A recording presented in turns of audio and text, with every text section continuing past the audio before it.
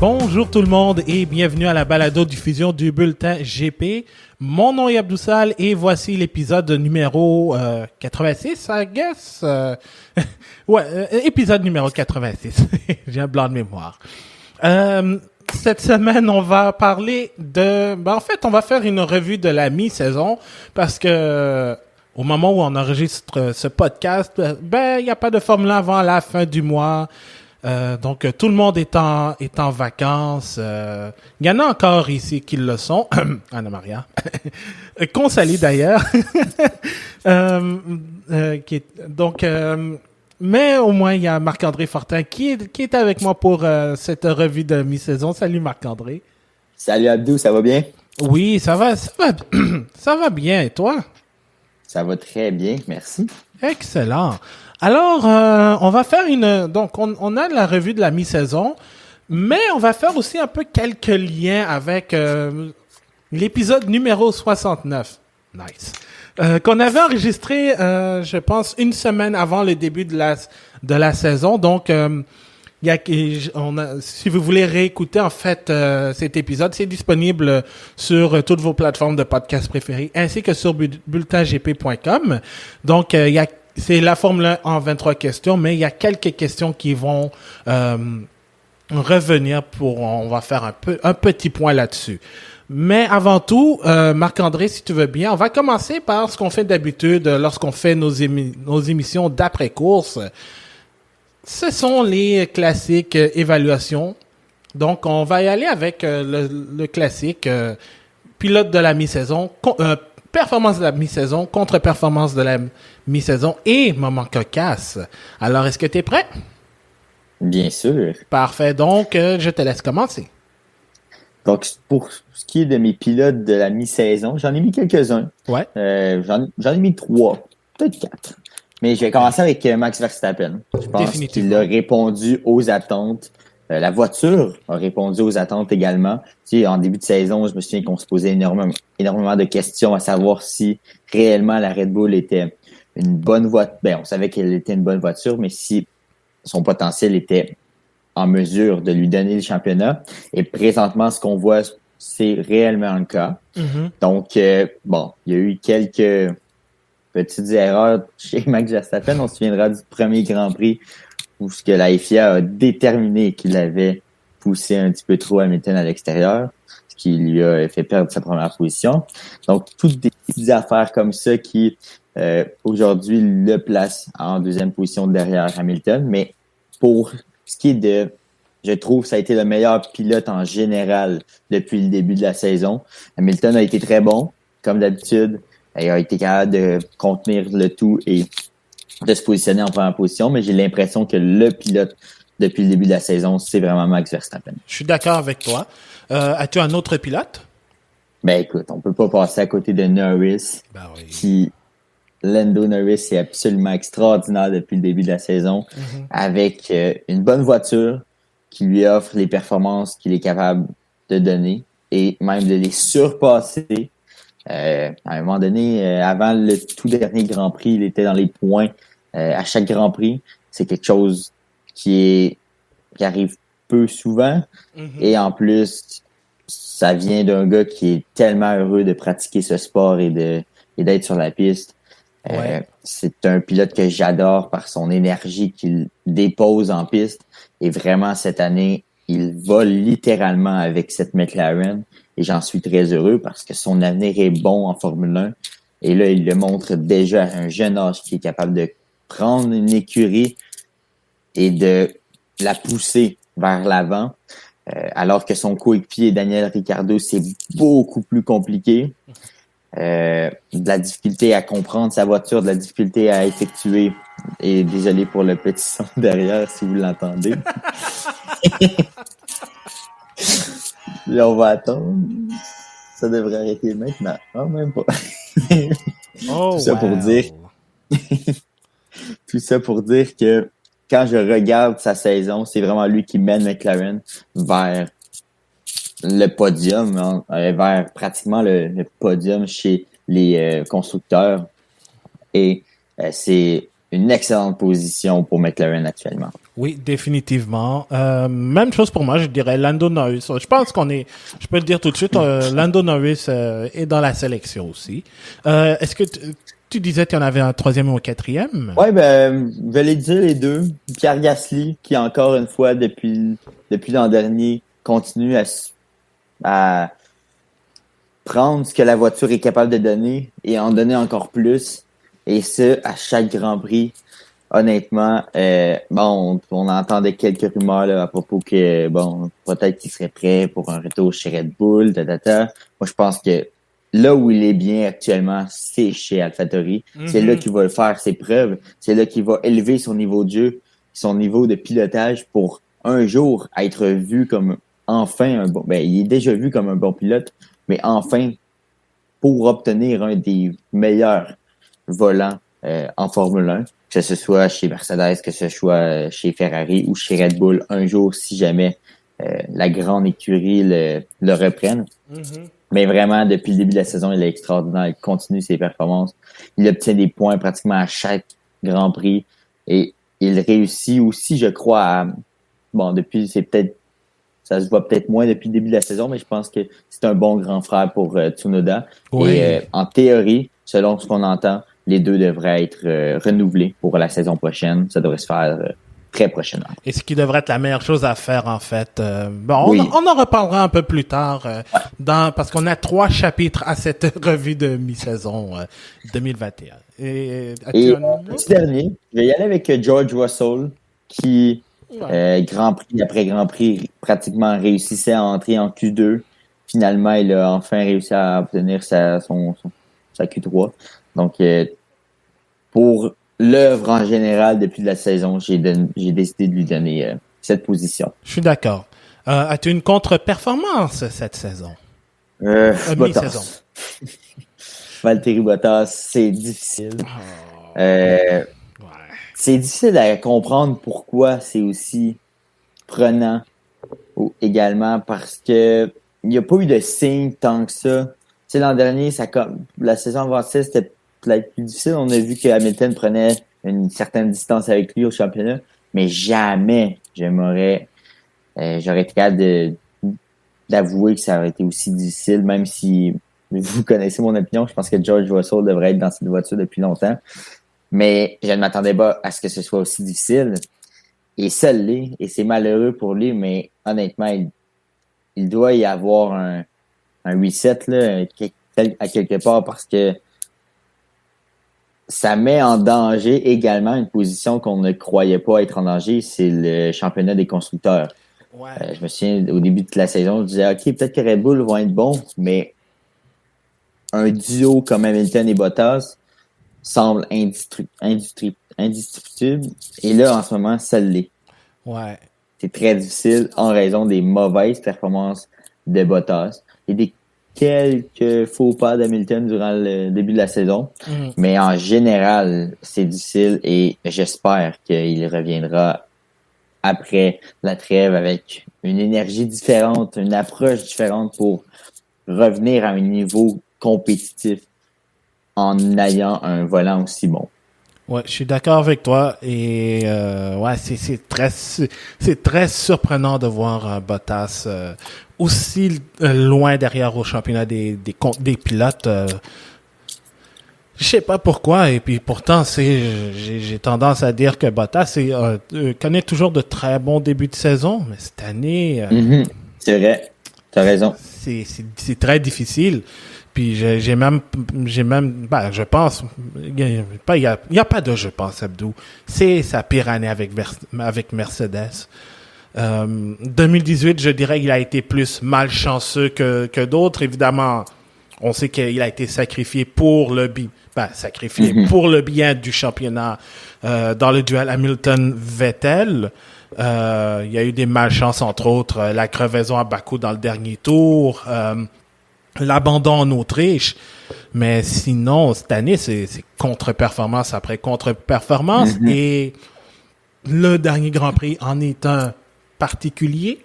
Donc, j'espère que la trêve, en ce moment, va être un bon moyen pour qu'il puisse recharger les batteries et qu'il puisse revenir plus fort pour aider Mercedes dans la course au titre, même si on sait que présentement, là c'est serré, c'est avantage Mercedes, mais c'est plus serré que jamais.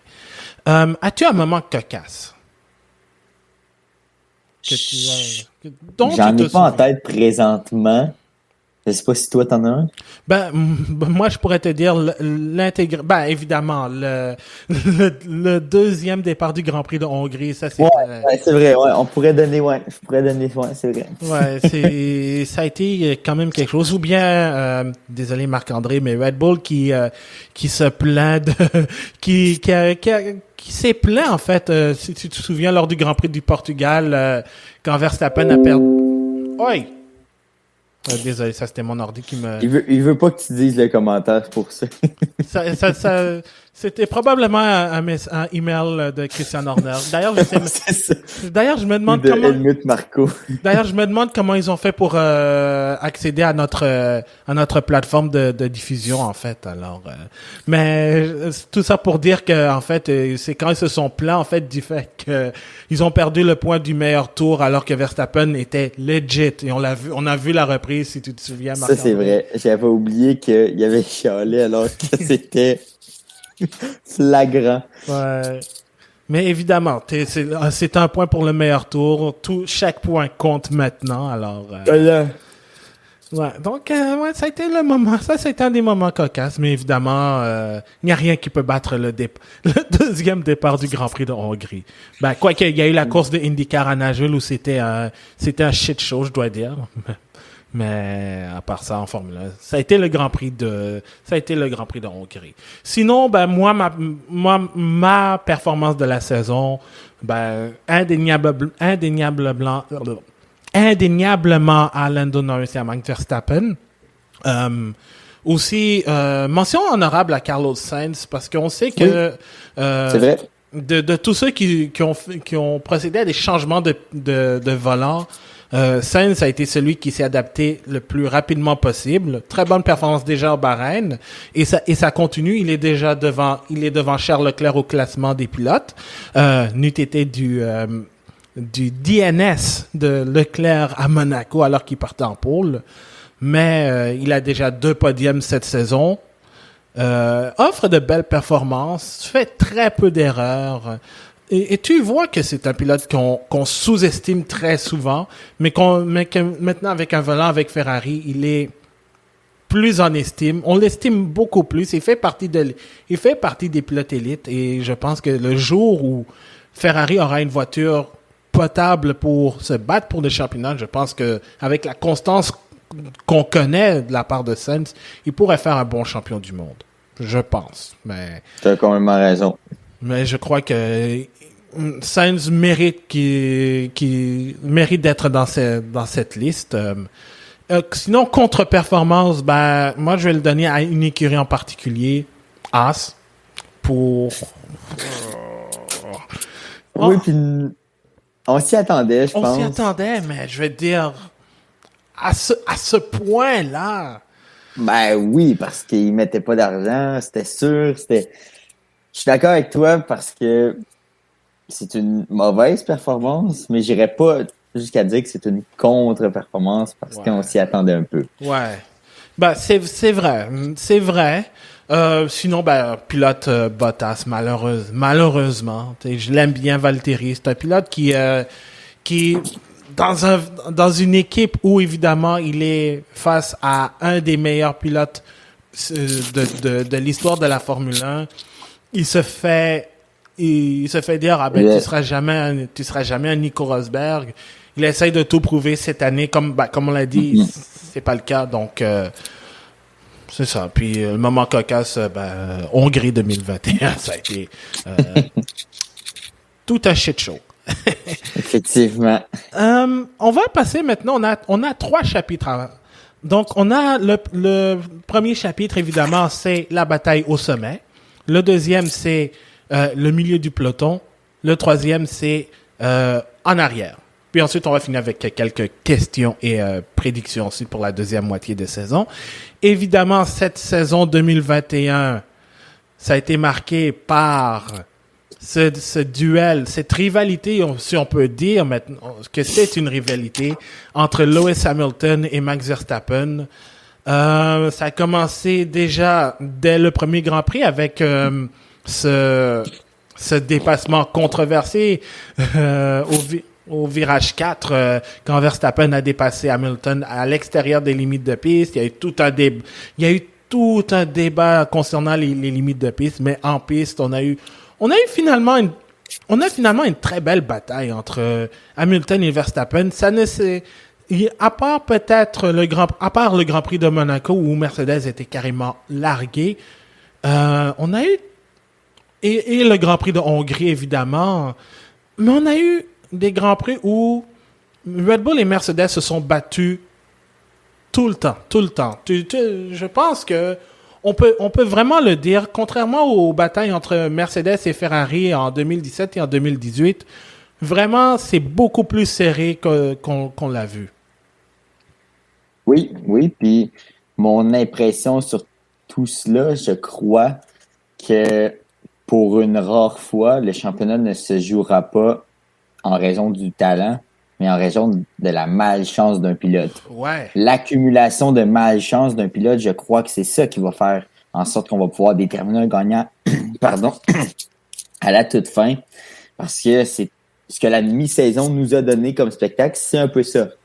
Bon, que ça soit de la malchance, les deux côtés, il y a eu de la malchance. On se souviendra de, bien sûr, l'incident de Max Verstappen sur la longue ligne droite à Bakou. Mm-hmm. Ensuite, on se disait, hey, quelle chance, Hamilton a raté son virage par la suite. Donc, tout ça va mener, je crois, à la fin de la saison on va comptabiliser les points. On va se dire, bon, le premier a eu tel incident, mais a eu moins de malchance que l'autre et on va pouvoir déterminer le gagnant. Donc, c'est vraiment une situation comme ça cette année et c'est pas mieux, c'est pas pire. Je pense que c'est un bon spectacle qu'on peut apprécier sur la piste. Verstappen et Hamilton nous ont quand même bien servi. Maintenant, je pense que la pause, justement, va faire du bien à tout le monde pour se calmer un peu. Ouais. Parce que là, la tension était très forte chez Mercedes, chez Red Bull. On s'échange les plaintes à la FIA. Donc, je crois vraiment que cette pause-là peut reposer un peu les ardeurs et reprendre de si belle pour les 11 derniers Grands Prix si on réussit à tous les faire. Est-ce que tu te souviens, dans ce fameux épisode dont on parlait, la Formule 1 en 23 questions, j'avais posé celle-là, 2021 sera-t-elle l'année où Red Bull pourra enfin rivaliser avec Mercedes? Je sais pas si tu te souviens de ce que tu avais dit en partie. J'avais probablement dit que oui, et très certainement même. Ouais, je pense et aussi. Ça s'est confirmé par la puissance de cette voiture. C'est une des plus belles voitures, je pense que du moins que Red Bull a conçue depuis les années avant hybride, parce qu'elle est pratiquement parfaite sur tous les points de vue d'une voiture. Que ce soit du côté du moteur, Honda a fait un travail extraordinaire, malgré le peu qu'il pouvait faire sur les moteurs. Mm-hmm. Et ensuite, même du côté du châssis, les équipes pouvaient seulement toucher à 40% du châssis et ils ont réussi à en faire un meilleur et à optimiser toute la puissance qu'ils pouvaient. Et regardez ce que Verstappen a réussi à faire avec une demi-voiture lors du Grand Prix d'Hongrie et réussi à terminer 9e malgré tout. Ben ça, oui, il y a le talent du pilote qui rentre en ligne de compte, mais il y a également la voiture qui est conçue pour être quand même gérable dans une telle situation. Donc, tout ça mène à une belle voiture et certainement que j'avais répondu que ça allait être une des fois que Red Bull allait réellement pouvoir se battre. Exact. Et je te dirais aussi, on a parlé de Bottas, mais cette année, on voit que l'apport du pilote numéro 2 est plus important que jamais. Et c'est pour ça que Red Bull est allé chercher Sergio Perez. Et il a fait le travail, je trouve. Je sais que ça a été un peu plus... Oui, il y a eu une victoire. Il y a une victoire, exact. Quand il y a une victoire. C'est ça. Puis, en plus, a offert des Et en plus, est allé, bon, dans sa contre-performance au Grand Prix de Grande-Bretagne, est allé enlever le point du meilleur tour à Lewis Hamilton, qui pourrait être important dans cette course, parce que je ne pense pas que ça va se finir avant la dernière course de la saison, que ce soit à Abu Dhabi ou à Jeddah ou whatever. Mais Perez fait le travail, et je sais qu'il y en a beaucoup qui rêvaient de voir Alex Albon rester pour une autre fois, mais tu te dis, si Albon avait les mêmes performances, avait les performances qu'il avait en 2020, je pense que Mercedes serait parti avec le championnat des constructeurs. Donc tu vois que l'apport d'un pilote expérimenté en Perez fait en sorte qu'on a enfin une bataille pour les deux championnats. Donc, c'est vrai que Perez il y a quand même encore des lacunes à améliorer, mais j'ai l'impression que moi, si j'avais à refaire la même décision en 2020, je prendrais Perez bien avant Albon. Oui, je pense que oui. J'étais pas totalement d'accord l'an dernier. Mon opinion a changé parce que je voyais évoluer Max Verstappen et Sergio Perez dans une énergie qui était bonne. Pour ma part, c'était ça que j'avais peur. C'était est-ce que Perez va être capable de prendre son rôle de deuxième pilote alors qu'il n'avait pas été deuxième pilote très souvent dans sa carrière, surtout à un moment de sa carrière où ça fait déjà près de 10 ans qu'il est en Formule 1. C'est peut-être plus difficile pour un pilote d'accepter cette position, mais il l'a très bien fait. Et je pense qu'il réussit à s'épanouir quand même dans cette position avec Red Bull. Il y a eu une victoire, il va en avoir d'autres, je crois. Et c'est clair que dans certains Grands Prix, il y a eu de la malchance du côté de Sergio Perez. Il y a eu des décisions qui ont été peut-être mauvaises, des petites fautes. Bon, en Grande-Bretagne, ce qui a vraiment pas aidé, c'est son incident lors de la course sprint. Il a perdu le contrôle de sa voiture. Mais bon, ça a été un Grand Prix difficile en général pour l'écurie Red Bull. Donc, je pense qu'on peut lui laisser la petite corde pour pas qu'il se pende non plus avec. Je pense que ça va être important chez Red Bull de justement contrôler ça pour être sûr que Perez se sent bien dans l'écurie, pour ne pas refaire ce que Gasly et Albon ont fait. Maintenant, si on peut revenir un peu sur Albon, je pense que lors du Grand Prix d'Autriche, alors qu'il s'est fait rentrer complètement littéralement dedans par Hamilton, est-ce que s'il obtient ces 25 points-là, son mindset, son état d'esprit change et a une bonne saison? Peut-être. C'est toutes des choses maintenant, on peut parler de ci et de ci et de ci. Mais non, je pense qu'en ce moment, Perez fait un bon travail. Puis il va aider justement Red Bull à aller chercher ce championnat si jamais ils réussissent.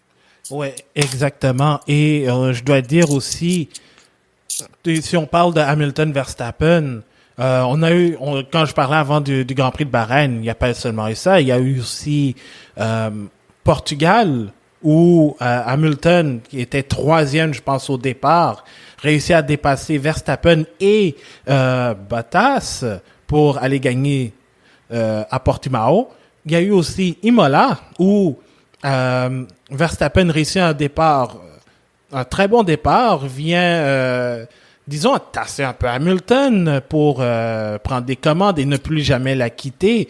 Hamilton fait une erreur et fait tout en son pouvoir pour revenir deuxième. Il y a eu le Grand Prix de Grande-Bretagne, d'Espagne, où Hamilton nous a servi un Hongrie 2019 avec une stratégie exceptionnelle pour aller gagner la course. Et il y a eu France, contre toute attente, qui a été un excellent Grand Prix, où Verstappen a joué la carte Uno reverse, en faisant la même stratégie, en allant chercher la victoire, puis Verstappen a été sur une domination importante lors des deux courses en Autriche aussi. Alors, tu te parlais de malchance, je pense que effectivement ça va se jouer là-dedans. Je ne pense pas que autant Hamilton que Verstappen ont le mindset de commettre des erreurs sans rien enlever à Sébastien Vettel, malheureusement, mais c'est ce qui a joué contre lui, en fait, en 2017 et en 2018. On parle souvent de courses, de courses clés qui ont marqué, en fait, qui ont été un point tournant dans le championnat. Est-ce que, je sais pas encore, peut-être que avec Mercedes qui a amené des pièces des pièces importantes pour le développement de sa pour des mises à jour sur la voiture, je veux dire, pour cette année, on a vu un Mercedes qui revient un peu en arrière, qui revient un peu de l'arrière, pardon. Bon, on oublie l'accrochage. On oublie l'accrochage du premier tour. Je veux plus en parler. Moi non plus, je suis tanné. Ouais, on est tanné, là. Mais admettons que ça ne s'était pas produit. Je pense qu'on aurait eu un mano à mano exceptionnel. Je pense que Mercedes est en train de revenir, mais je crois que Red Bull a encore un avantage. Oui, je pense que oui. Et si tu me venir un peu sur ta petite parenthèse par rapport à Vettel, je crois que Max Verstappen se retrouve dans un environnement beaucoup plus sain aussi que ce que Vettel avait avec Ferrari. La pression que tout était sur les épaules de Vettel, ça peut changer un homme. Ça peut changer l'état d'esprit d'un pilote. Et effectivement, je crois que en ce moment, Verstappen est sur un nuage. Il possède sa propre destinée, avec quelques malchances, bien sûr, que ce soit le dernier Grand Prix en Hongrie, il se fait frapper.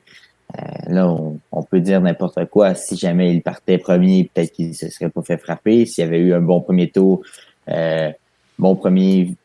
justement lancé lors des qualifications, peut-être qu'il n'aurait pas été frappé. Donc, bon, on peut parler avec des si encore.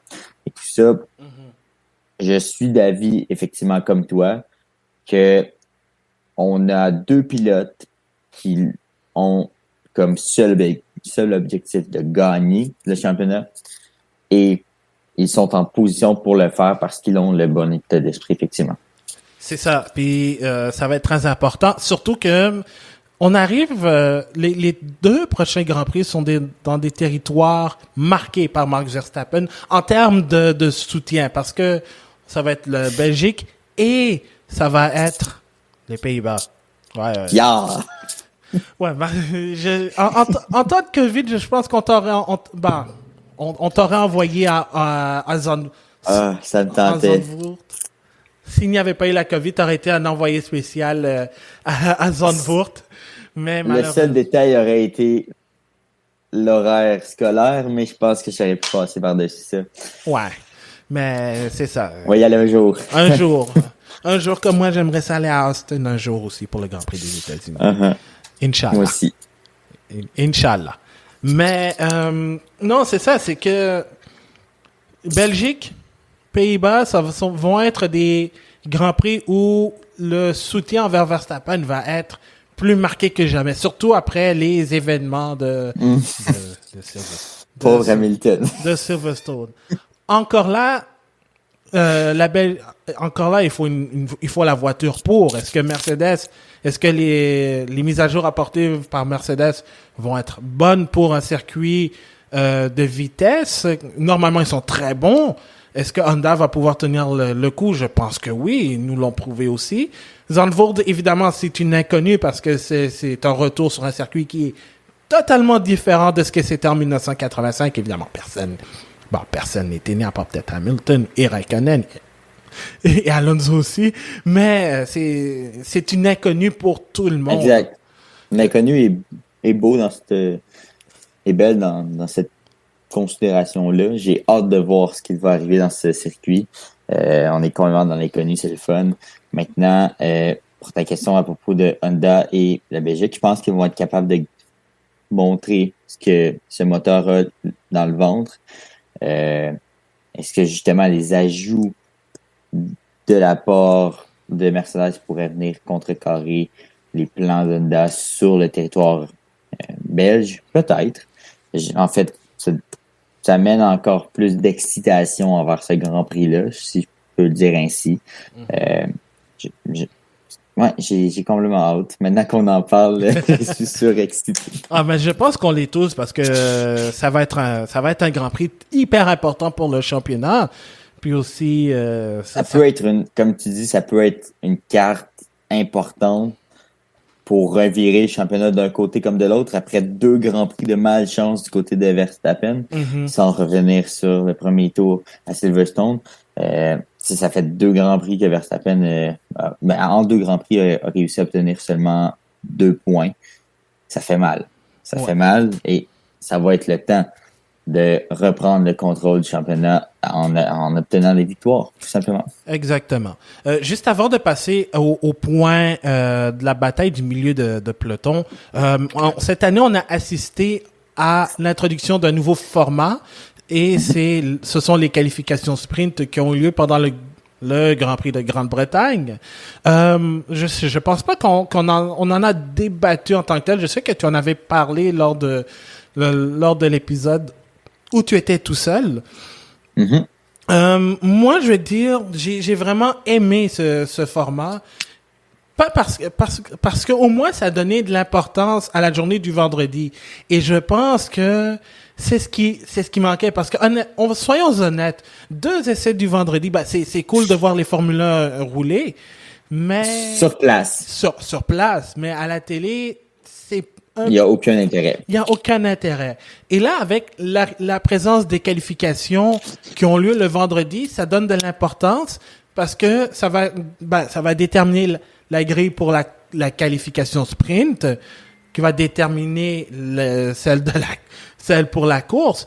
Mais ça donne au moins une chance pour ceux qui vont être sur le circuit, un peu quand ils ont fini de travailler, d'aller voir quelque chose qui va être important et qui vont dire, au moins on a quelque chose qui pourrait être important pour la suite du championnat.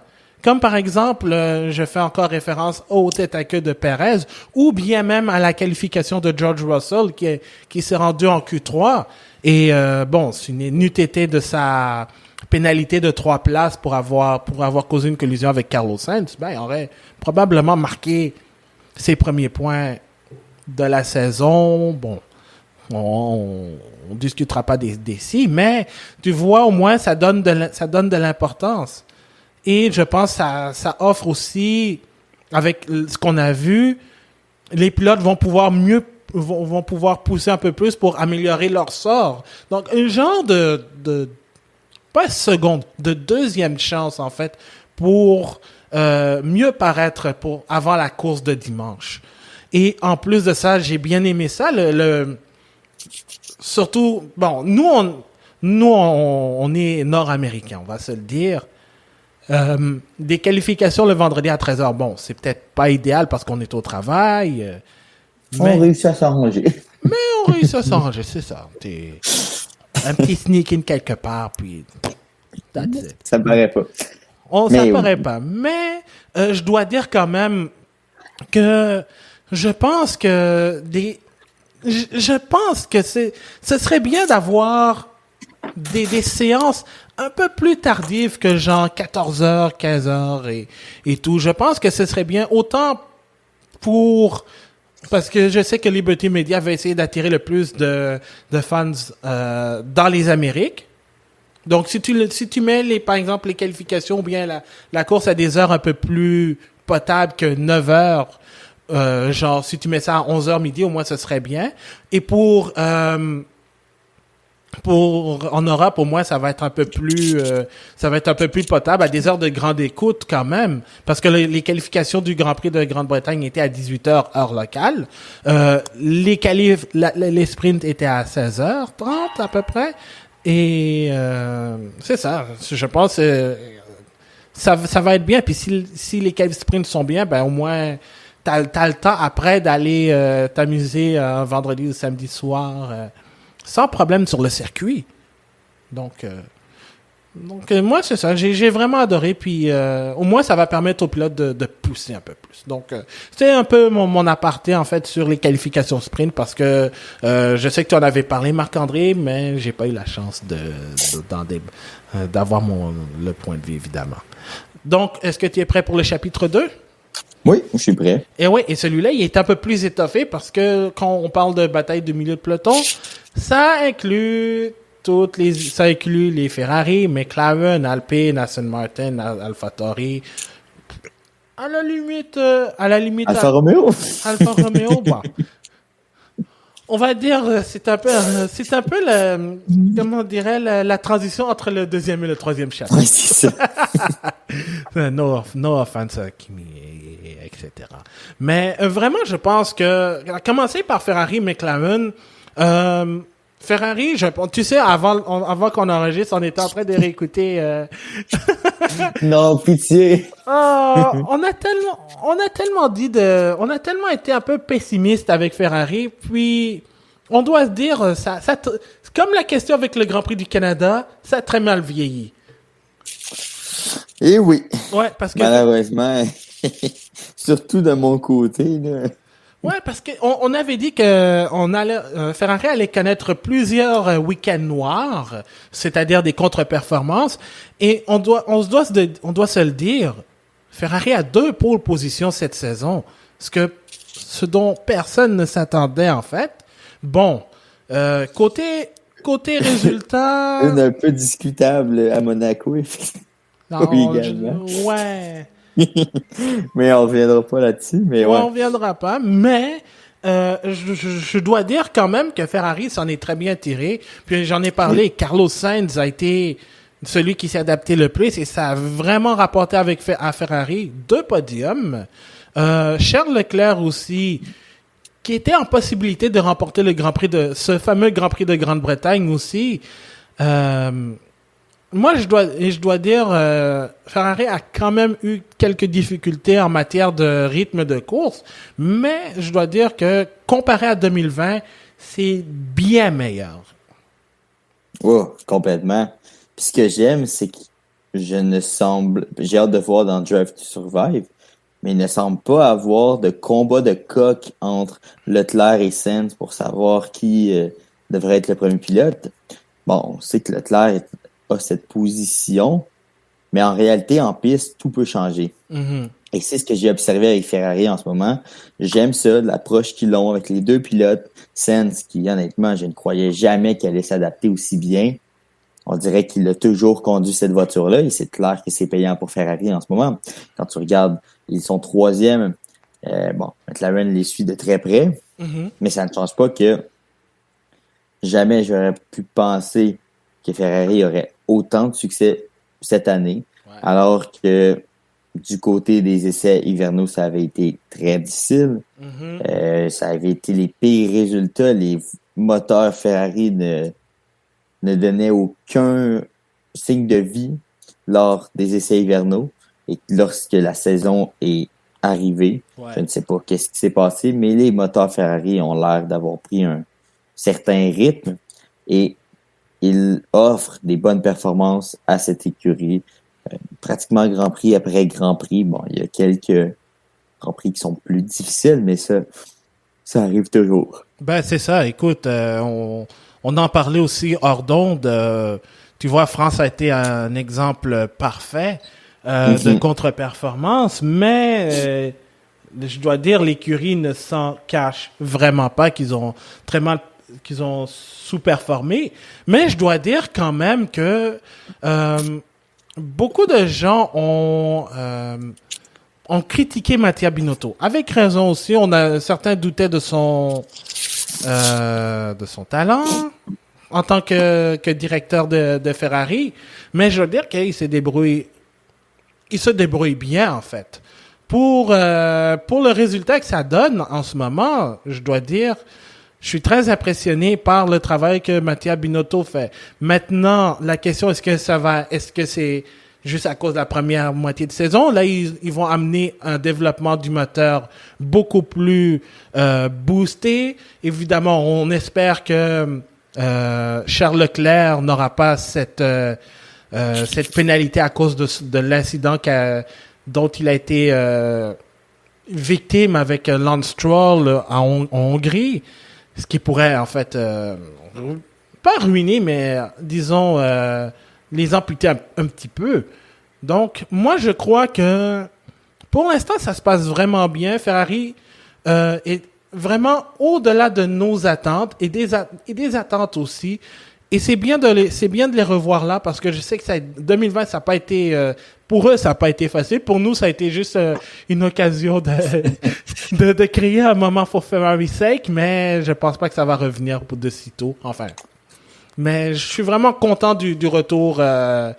Je suis vraiment content du retour de Ferrari en quelque sorte et disons Monaco. Moi je pense que Leclerc aurait pu gagner. Oui.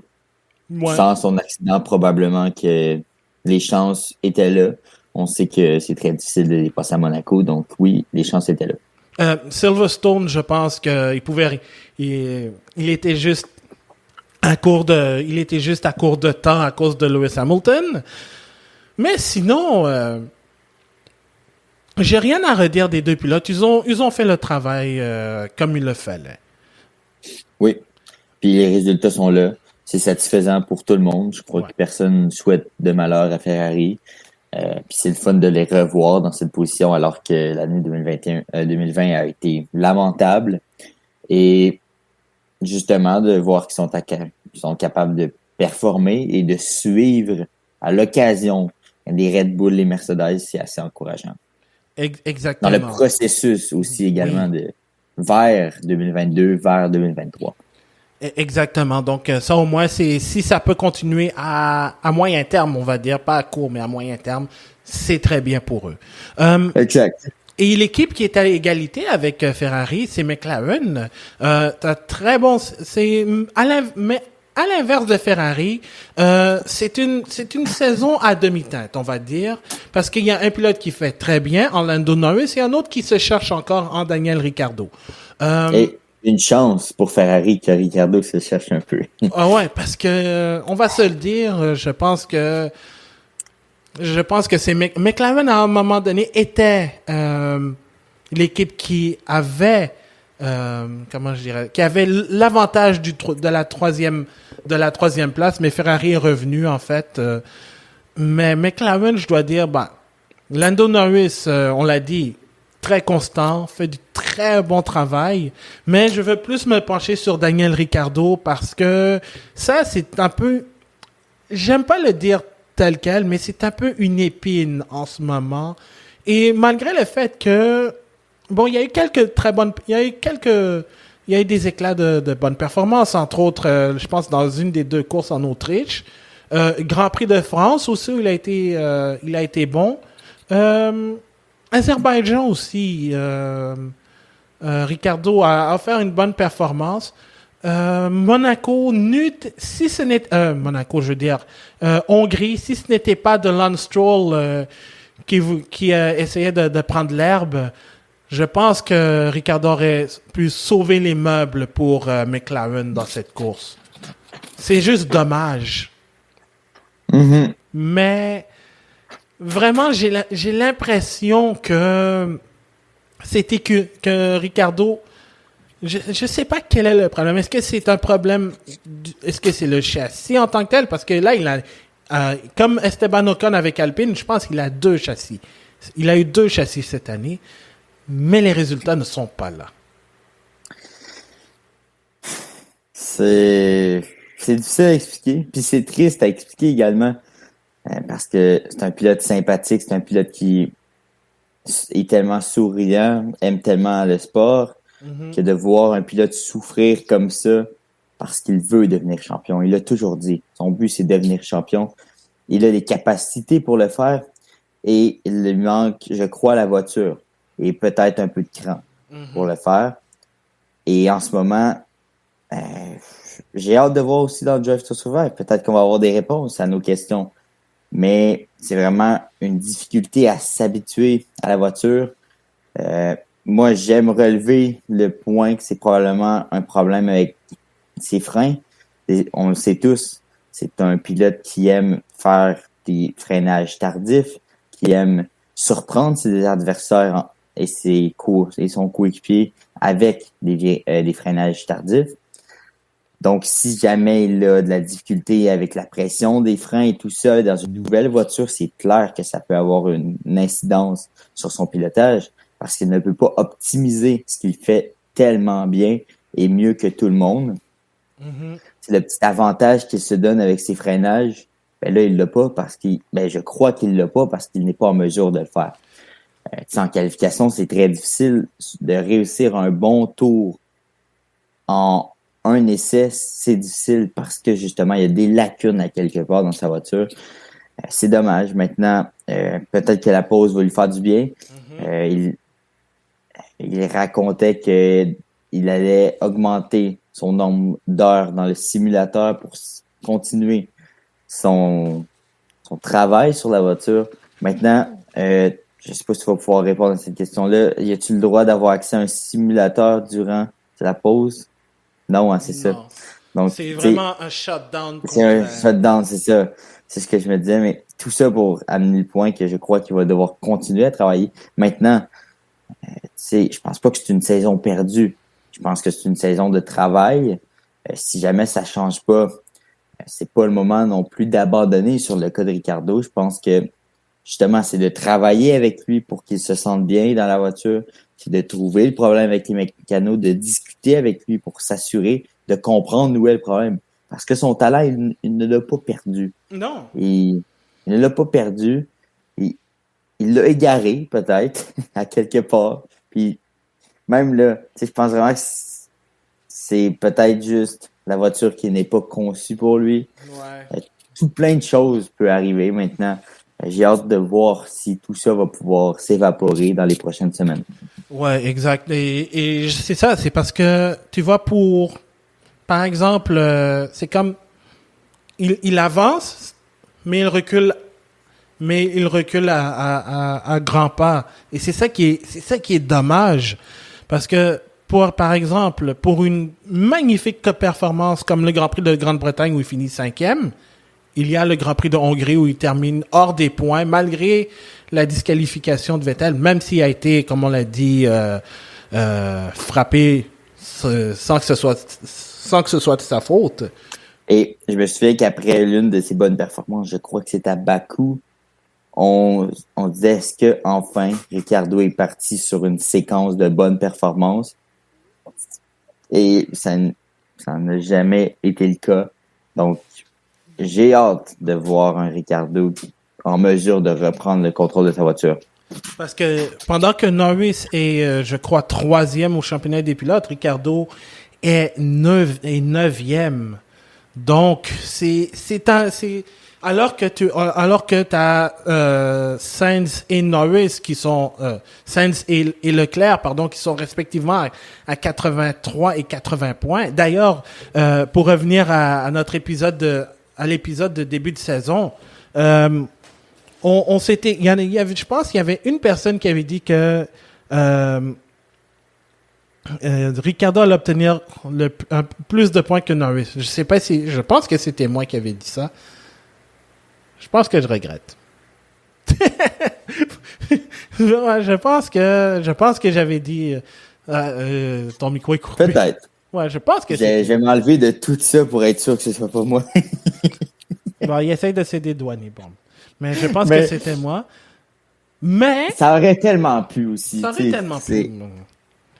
Ben, c'est ça, parce que Ricciardo et Norris, Ricciardo est un pilote expérimenté, vainqueur de Grand Prix. Puis Norris est un futur vainqueur de Grand Prix en devenir. Alors. Ça veut pas dire que l'an prochain, ce sera pas ça non plus. Mm-hmm. Donc, cette saison, je pense que c'est une saison à oublier pour l'instant. Du moins, c'est une mi-saison à oublier. Ouais. Peut-être que ça va se poursuivre puis que lors de notre bilan de fin de saison, on va se dire, OK, ouais, une saison complètement à oublier pour Ricciardo. Mais je pense que au-delà des performances, il faut voir un apprentissage chez Ricciardo. Ouais. Et je pense que ça va être ça qui va être le plus beau à ressortir l'an prochain. Et avec surtout la voiture 2022 aussi, ça pourrait être un avantage comme ça pourrait être un désavantage, mais on n'est pas encore là. Et d'ailleurs, juste Exact. pour revenir, on s'était tous dit que bon, c'est la mi-saison, mais présentement on est vraiment en échec parce qu'on a tous dit que Leclerc allait finir devant Sainz. La saison est longue encore. La saison est longue encore, mais c'est là Mais où c'est une surprise. c'est une surprise. Ben disons, Moi, je m'y attendais pas. Parce que justement, comme on l'a dit avec Ricardo, il y a un temps d'adaptation qu'on doit avoir. Mhm. Et on dirait que Sainz a dit non, moi, je suis pas touché par ça. J'arrive Ouais. dans la voiture, puis c'est comme ça fait 10 ans que je suis dedans. C'est merveilleux. Honnêtement, c'est beau à voir. c'est ça. Puis ça te prouve encore à quel point le retrait de Leclerc avant le Grand Prix à Monaco là, a fait mal à Ferrari. Ouais. Ouais. On va passer à une autre écurie. On va passer à Alpine. Hey, c'est qui m'envoie un message comme ça? Ok, c'est mon frère qui me dit to get lost. Ok, bon, bref. Non, on va parler de Alpine, tiens. Fraîchement victorieuse de ce Grand Prix de Hongrie, mais en général, tiens, on va encore leur laisser la lune de miel parce que c'est une victoire fraîche. Mais en général, j'ai l'impression que Alpine, c'est plus de bas que de haut quand même. Oui. Je pense que sans rien enlever à la victoire de Ocon et Alpine, ça a été un peu donné sur un plateau d'argent. Maintenant, il fallait garder la position. Puis ça, c'est pas facile, vous allez me dire, mais quand même. Quand il y a un carabolage comme ça, c'est clair que c'est plus facile à gagner. Mais il faut rien enlever parce que j'ai donné amplement la victoire à Gasly lors du Grand Prix de Monza. Il méritait amplement. C'est tous des affaires comme ça qui arrivent, des victoires comme ça, mais je crois que ça mène la réflexion à me dire que Alpine me surprend présentement. Vous savez que j'ai pas un grand acteur Renault et pour l'instant, Alpine, anciennement Renault, réussit à me surprendre. Alonso fait un excellent travail. Il a réussi à obtenir des points, à amener la voiture à aller ailleurs et présentement, je pense que le résultat est bon. C'est ça. Je pense que, quand je dis plus de bas que de haut, c'est plus, je pense que Mais ça aurait pu être mieux. Ça aurait Ça, pu t'as être raison. mieux. C'est ça, je pense. On voyait le potentiel. C'est ça, il y avait un certain potentiel. La voiture était correcte. Tu vois, la grosse prise d'air digne de Bulbasaur. Digne de Bulbasaur aussi. C'était ingénieux, mais c'était pas tellement, je trouvais que c'était pas tellement efficace. Mais, comme avec Ricardo, Ocon a été obligé de se chercher un deuxième châssis. Je pense personnellement que Alpine pouvait avoir de meilleurs résultats. Ils ont fait ils sont très bons en qualification. Bon, très bons. Ils ont été bons en qualification, mais le rythme de course en arrachait. Puis parfois c'était des batailles pour des petits points. Alors que pour une écurie qui avait fini quand même dans le top 5, si je me souviens bien, il fallait garder la constante avec une voiture différente, certes, mais j'ai l'impression que les résultats auraient pu être mieux. Je pense que Ocon, entre autres, Oui, effectivement, c'est le point que j'allais apporter. ça aurait pu C'est être quand très mieux. on regarde la saison de Ocon avant ses 25 points, dans les 1, 2, 3, dans les 5 derniers Grands Prix, il avait obtenu seulement 2 points. Avait terminé. J'avais la position tantôt, je l'ai perdu. Mais tu avait abandonné à une reprise et avait pas réussi à rentrer dans les points. Donc vraiment, même c'est 6 parce qu'il a abandonné, c'est vrai, lors du Grand Prix de Bakou. Donc, Et d'Autriche aussi. ça a été de nombreux points Ouais. perdus dans le cas d'Ocon. C'est triste, mais ça arrive. Mais honnêtement, lors des 4 derniers Grands Prix, ça a été excessivement difficile. Sauf cette victoire qui lui a mené lors du Grand Prix d'Hongrie. Et puis, tu vois, je regarde les résultats de Ocon. 13e à Bahreïn. Alonso a eu un abandon malheureux. 9e à Imola, 7 au Portugal, 9 en Espagne et à Monaco, abandon à Bakou, 2 14e place en France et au Grand Prix de Styrie, abandon au premier tour en Autriche, 9e en Grande-Bretagne et la victoire en Hongrie. Tandis que Fernando Alonso, on a parlé de l'abandon, 10e à Imola, 8e à Portimao, 17e après un arrêt en Espagne, un arrêt très tardif en Espagne, 13e à Monaco, 6e en Azerbaïdjan, ce qui est avec une excellente relance dans les 2 derniers tours après ce drapeau rouge. 8e en France, qui était bien. 9e et 10e dans les 2 courses en Autriche. 7e en Grande-Bretagne. Puis ça, je pense que, outre le Grand Prix de Hongrie, je pense que le Grand Prix de Grande-Bretagne, ça a été la meilleure course de Fernando Alonso. Parce que on parlait de la course sprint. Quel premier tour ce fut de Alonso. On va s'en souvenir longtemps, je crois. Ah non, ça c'est du vintage Alonso, ça. C'est un roi des départs. Et ça, c'est ce qui lui a permis d'offrir des points importants à Alpine avant le Grand Prix de Hongrie. Alors, quand on regarde les résultats, je crois que cette écurie a le potentiel de faire mieux, mais il va falloir qu'il fasse le travail. Parce que sérieusement, je pense que là, il y a une belle bataille qui se trame avec AlphaTauri pour la 5e place. Je crois que la AlphaTauri est meilleure que la Alpine, soyons bien honnêtes. Moi aussi. Je pense que oui. Mais la seule différence, et j'imagine qu'AlphaTauri, la prochaine écurie dont on va parler, mais la seule différence, j'ai l'impression avec l'AlphaTauri, c'est que Tsunoda, présentement, et c'est normal, c'est une recrue, ne donne pas les résultats que Gasly est capable d'offrir. Donc, c'est certain que lorsque tu as un pilote qui traîne un peu de la patte, et on le voit avec Bottas et Mercedes, ça cause certains problèmes au championnat des constructeurs. Mais non, effectivement, je pense que quand tu regardes l'ensemble de l'œuvre, AlphaTauri, je crois qu'il ressort en première position devant Alpine. Exactement. Et parlant, on va faire la transition vers AlphaTauri. Moi j'avais dit que c'était l'écurie qui allait causer une surprise. Très honnêtement, et je l'ai dit à maintes reprises, j'ai été déçu parce que cette équipe a échappé plusieurs points qui leur étaient offerts. Entre autres, lors du Grand Prix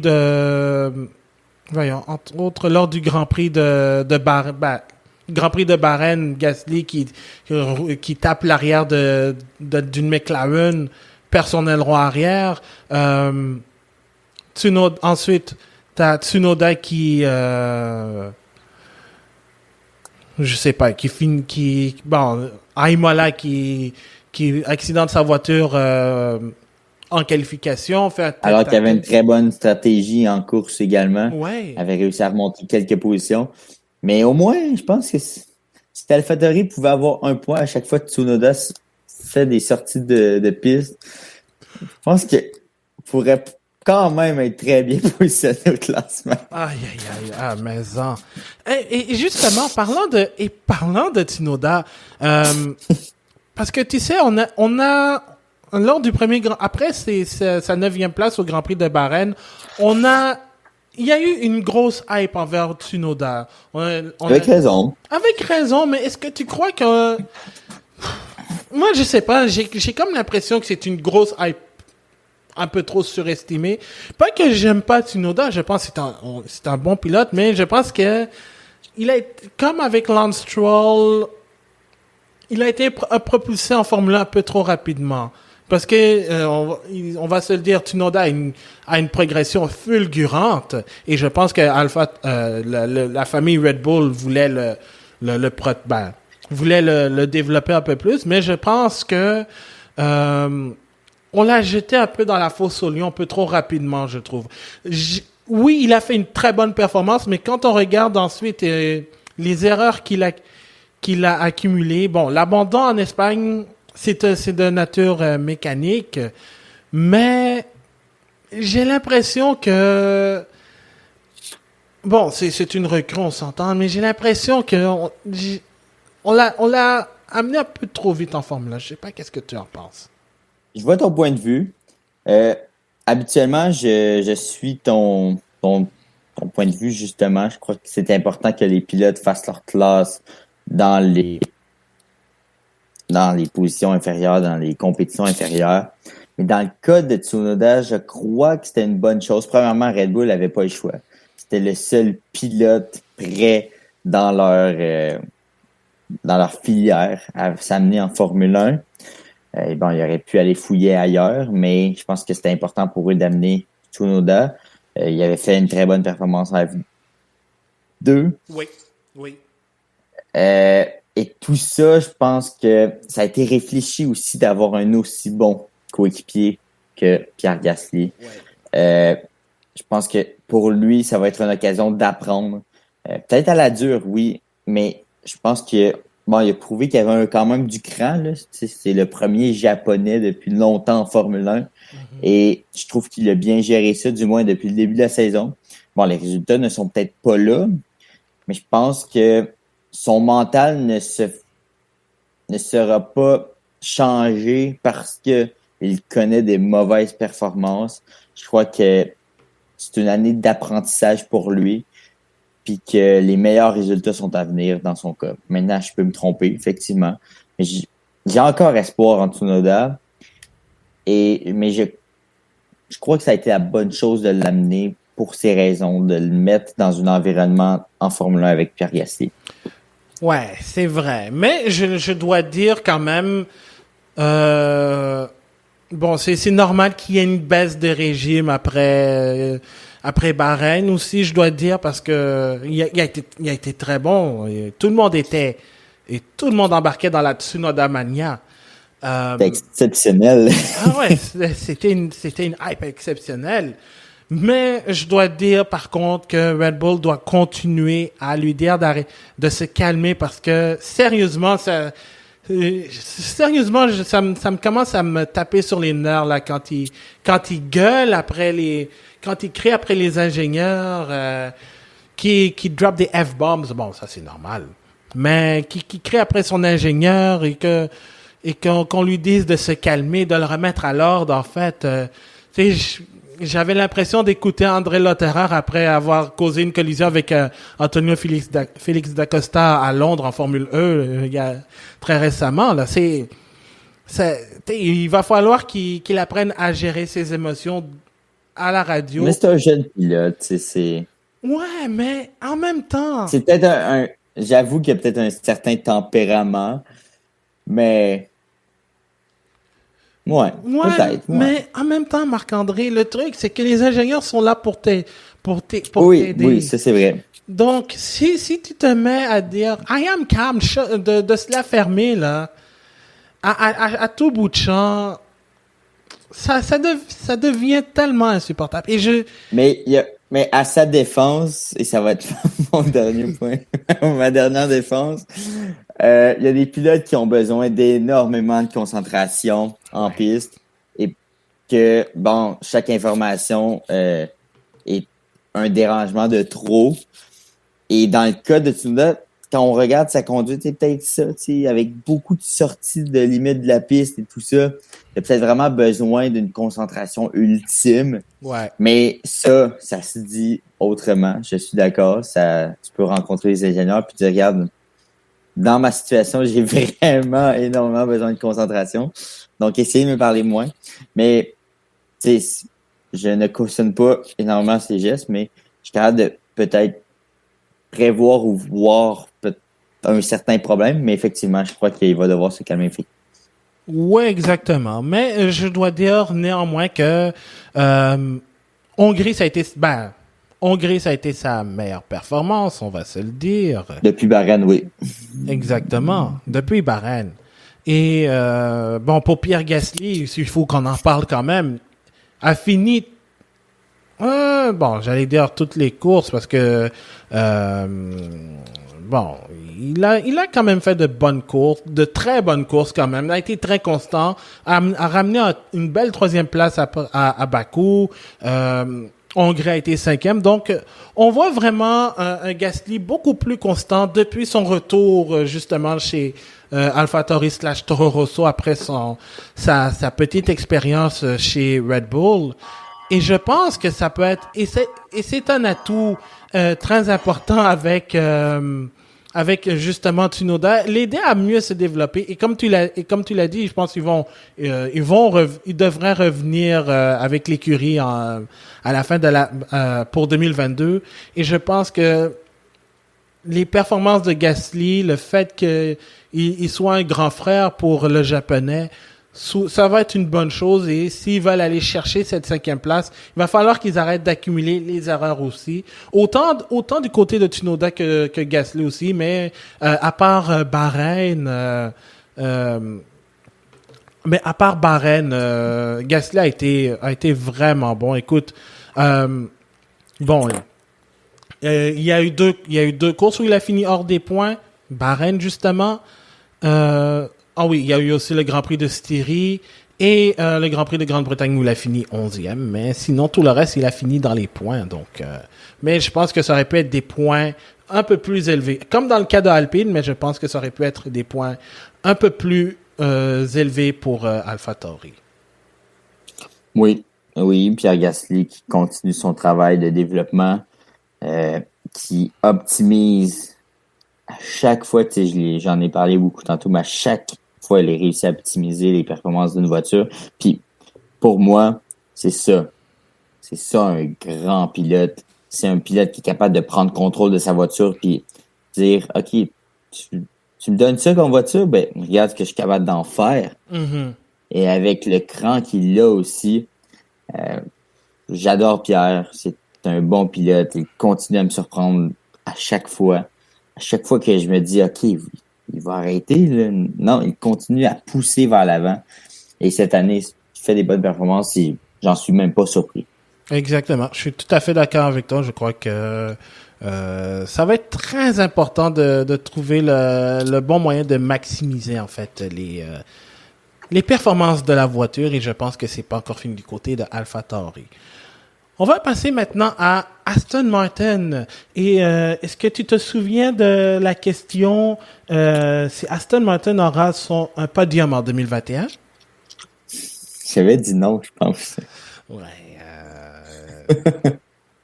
C'est ça. Et qui devait-elle, Stroll, aller monter sur le podium? Être le premier sur le podium? Je pense qu'on s'était Ça tous... se peut-tu qu'il y avait Stroll? Ouais, je pense qu'on avait tous dit Stroll. Ouais.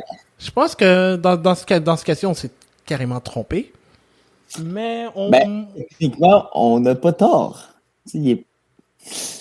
Ah non, c'est vrai, il y a eu un podium à Bakou. Ouais, Vettel a eu un podium à Bakou. C'est vrai. Mais je dois dire que c'est un peu décevant du côté de Aston Martin. On va se le dire. Ah, complètement. C'est pas la voiture qu'on espérait. Et aussi, on parlait d'adaptation. Sébastien Vettel, ça a été long avant qu'il puisse s'adapter à sa voiture. Et écoute, à un moment donné, il était sur une séquence, en plus de celle avec Ferrari, où il n'avait pas atteint la Q3 depuis une bonne quinzaine de Grands Prix. Ça a été une adaptation très longue et à un moment donné, c'est Stroll qui ramassait les bonnes performances. Alors, là, force est de constater que finalement, on voit un Vettel beaucoup plus à l'aise dans la AMR 21, tandis que Stroll, ben, je vais le dire, c'est un Lance Stroll meilleur, peut-être pas aussi au point que en termes de résultats qu'en 2020, mais je pense que Stroll s'améliore légèrement, mais doit encore être plus constant. Oui, tout à fait. Il doit réussir à comprendre comment devenir constant. Mais encore là, ses départs, parfait. Parfait. Il n'y a rien à dire. Il continue à... Hongrie? Oui, c'est vrai. Mais à sa défense, avant de faire son erreur, il y avait eu un très bon Oui, départ. on va se le dire. Il avait fait un bon départ avant de tout bousiller. Cet incident m'était sorti de la tête. Peut-être volontairement, mais Ouais, je pense non, aussi. vraiment. Outre cette petite erreur, effectivement, je crois qu'il a été parfait partout et ça démontre pour moi à quel point il lui manque seulement la constance. Puis même, il commence à comprendre comment réussir un bon tour de qualification. C'est encore très difficile, on va se le dire, mais je vois la progression. Il est jeune encore. Il y a quoi? Il y a 23? 24? Ouais, il y a 23. Il y a 23. C'est ça qui... 23. Il est encore jeune. Puis, oui, là, ça fait longtemps qu'il est dans le circuit quand même. Mais quand même, je pense que il faut lui laisser le temps de trouver sa constance. Et il n'y a pas une voiture très facile non plus à conduire, on va se le dire. Moi, j'avais espoir que Aston Martin allait pouvoir donner pas à côté, mais du moins se rapprocher des dernières performances de Force India. Mais écoute, ça ne fonctionne pas. Je comprends pas pourquoi cette voiture-là ne réussit pas à avoir de bonnes performances. Il y a quelque chose dans le développement qui brise. Mais ouais, j'ai hâte de voir la suite. Ouais, c'est ça. Et puis, il faut quand même se le dire, tout le monde disait que Vettel était un pilote fini. Et puis, là, il est en train de prouver à pas mal tout le monde que c'est pas vraiment le cas, hein, parce que bon, il y a eu une séquence de 4 Grands Prix où il n'a pas marqué. Il y a eu une très bonne performance à Monaco. Il y a eu le podium à Bakou. Il y a eu évidemment le Grand Prix de Hongrie où il aurait pu se battre pour la victoire contre Esteban Ocon, mais de toute façon, ça aurait été comme ceux qui ont espéré que la saison 2019-2020 de la Premier League soit complètement annulée. Et oui, une autre référence. La saison commence bientôt. Mais écoute, ça a été annulé à cause de la disqualification, mais je dois dire que Vettel est maintenant assez adapté dans sa voiture. J'ai force à croire que pour la deuxième moitié de saison, Vettel va encore pas dominer, mais va avoir encore l'avantage sur Stroll. Mais je m'attends à un peu plus de la part du Québécois, par contre. Oh, ton micro, Marc-André. Merci. Je pense qu'on le voit avec aussi sa voiture et tout ça, il est capable d'en donner plus. Va-t-il réussir à le faire? Je crois que oui. Je pense qu'il va pouvoir avoir une bien meilleure demi-saison que celle qu'il a connue actuellement. Ouais. Et il y a aussi la question que je me pose aussi. Est-ce que Aston Martin n'est pas déjà en train de se préparer pour 2022? Parce que, évidemment, Lawrence Stroll a toutes ses ambitions pour être une écurie de pointe dans 4 ou 5 ans, puis ils veulent commencer ça tout de suite. Ils ont embauché du personnel expérimenté d'autres écuries aussi. Donc, moi, je sais pas si ils essayent de faire acte de présence pour 2021, mais se concentrer principalement sur 2022, comme c'est le cas de plusieurs écuries. Mais eux, c'est un peu plus apparent avec avec de nouvelles embauches, entre autres. Oui, on constate l'agressivité dans le développement de la voiture 2022. Ça, c'est clair, avec tous les ajouts qui ont été faits. Ils ont volé de très bons éléments de bonnes écuries dernièrement dans les dernières semaines. Donc, effectivement, je pense que ça peut être une bonne chose quand même pour Aston Martin. Tu sais, la saison 2021 veut pas dire grand chose pour bien des écuries. Maintenant, oui, tu peux faire plus d'argent si tu réussis à finir plus haut. Ça, c'est sûr, qui peut être utile dans ton développement également. Donc je pense que il y a des choses sûrement qui sont cachées parce que je pense que cette écurie-là peut en donner beaucoup plus que ce qu'elle fait en ce moment. Ouais, c'est vrai. Mais je pense que Aston Martin va, comme plusieurs écuries, peut-être sacrifier 2021 pour 2022, ce qui est tout à fait normal. Mais il ne faut pas que... plusieurs fassent la même erreur que BMW Sauber avait fait en 2008, alors que Robert Kubica était sur une belle séquence, ça venait de remporter le Grand Prix du Canada, et menait le championnat en plus, mais comme par hasard, ils ont décidé de se concentrer seulement sur 2009, avec tous les changements techniques qui s'imposaient, et BMW Sauber est parti un peu à la dérive, et Kubica aurait pu se battre pour le championnat des pilotes. Alors, c'est peut-être ça aussi que je redoute pour plusieurs écuries, entre autres Aston Martin, qui a l'air d'être un peu plus public en termes de projets futurs aussi. Mais bon, c'est quand même bien de penser au long terme aussi. Et oui, c'est tellement important. ouais. Et on va faire, comme j'ai dit, la transition en fait. Alfa Romeo. Il n'y a pas grand-chose à dire pour Alfa Romeo. Écoute, 3 points cette saison. Kimi Räikkönen, qui est, je dirais pas inexistant, presque inexistant. Antonio Giovinazzi aussi, il fait de meilleures performances que Räikkönen, mais encore là, c'est quand même...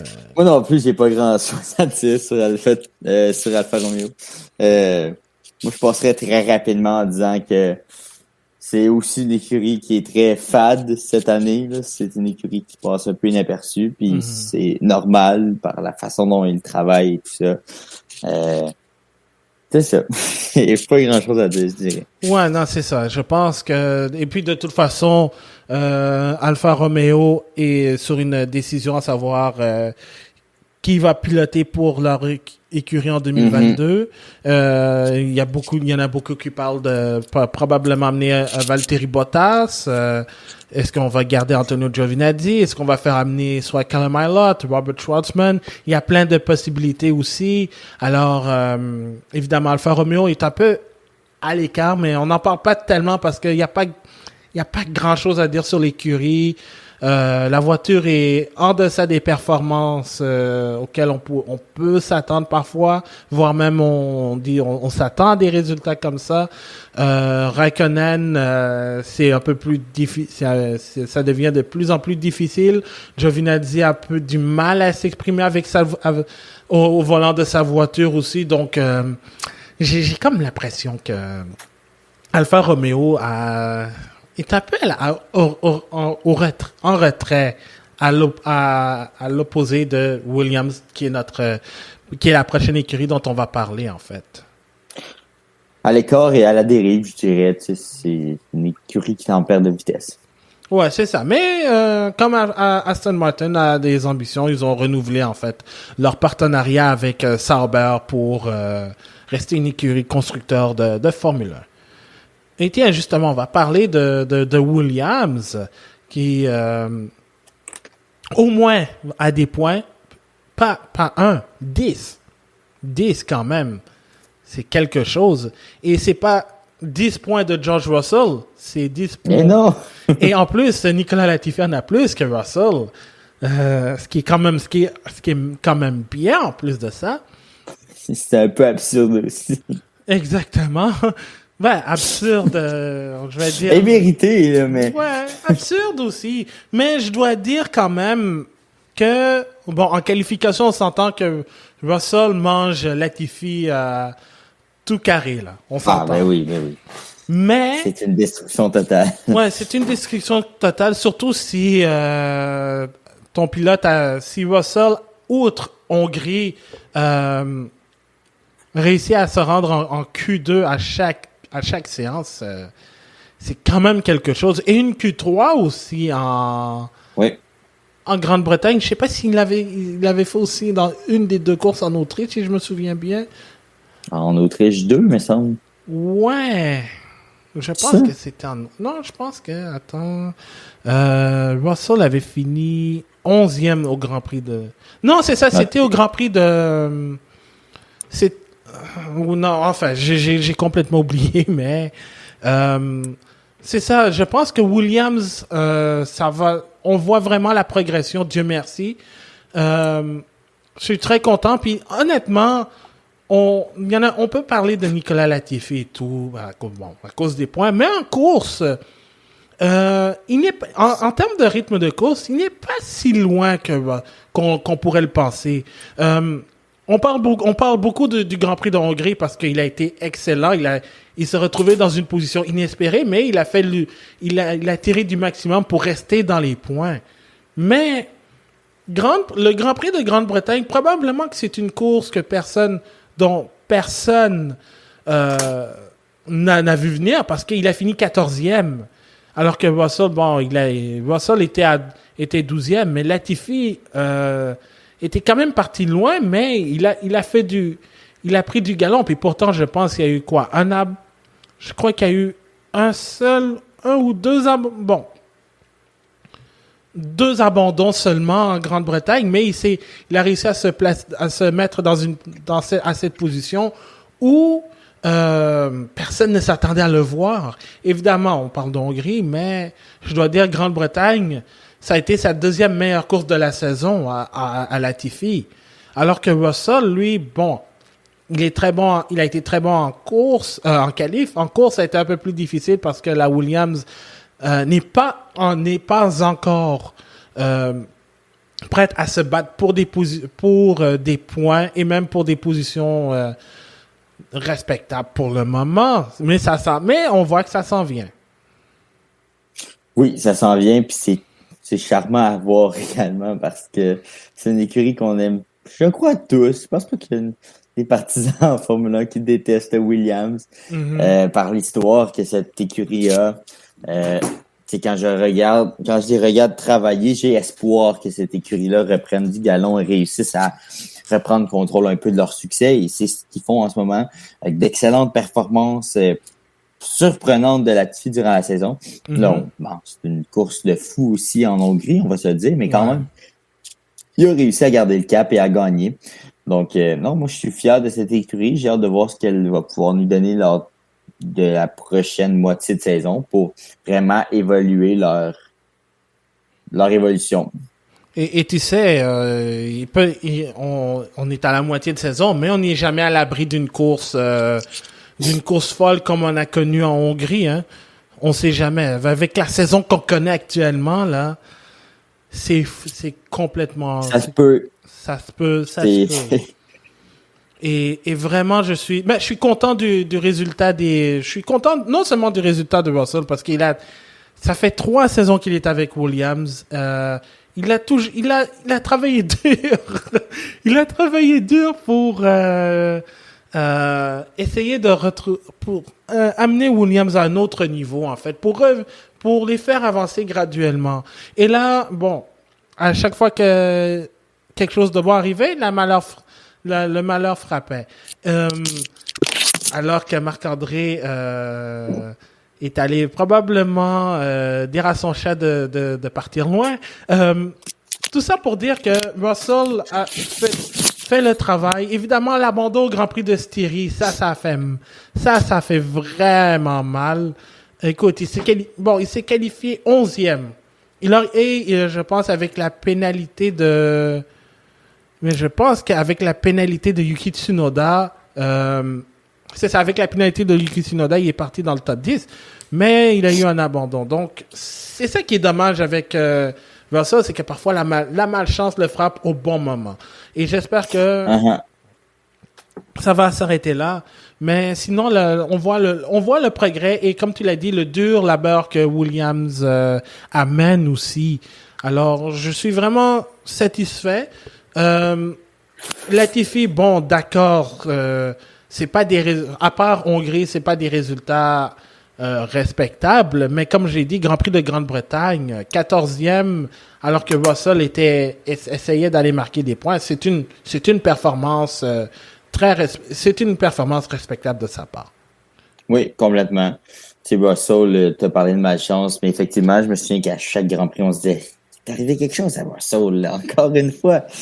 Puis, ça a enfin payé en Hongrie, il a obtenu ses premiers points, puis c'est le fun de voir ça, parce qu'il le mérite. Williams ne serait pas là si Russell n'était pas là. Donc, puis c'est pour ça qu'il ne veut pas le perdre. Hein. La pression est forte chez Williams pour pas qu'il aille chez Mercedes. Parce que c'est un pilote tellement important. C'est un pilote qui donne tellement d'importance à cette écurie. Donc, effectivement. Mais oui, le travail paye et c'est le fun de voir. C'est ça. Et finalement, pour compléter, en fait, parce on est dans le chapitre 3, en arrière, on va parler de Haas. Oh! On est obligé d'en parler. Est-ce que Moi, je dis qu'ils investissent pas d'argent, nous, on ne parle pas d'eux. Voilà, c'est ça. Tant que vous avez pas, tant que vous nous montrez pas l'argent, Exact. you can do one. Mais Outre que le duo de recrues fait dur, puis ça, on s'y attendait, mais ouais. Non, c'est ça. Je suis désolé pour. C'est une triste décision. Puis je suis désolé pour ceux qui aiment Mick Schumacher, mais moi personnellement, il ne m'a pas tant impressionné. Bon. Pas du tout. Moi. Honnêtement, il m'a pas tant impressionné. Je vais être très honnête avec vous. Oui, c'est un Schumacher, certes. Mais moi, je regarde pas le nom.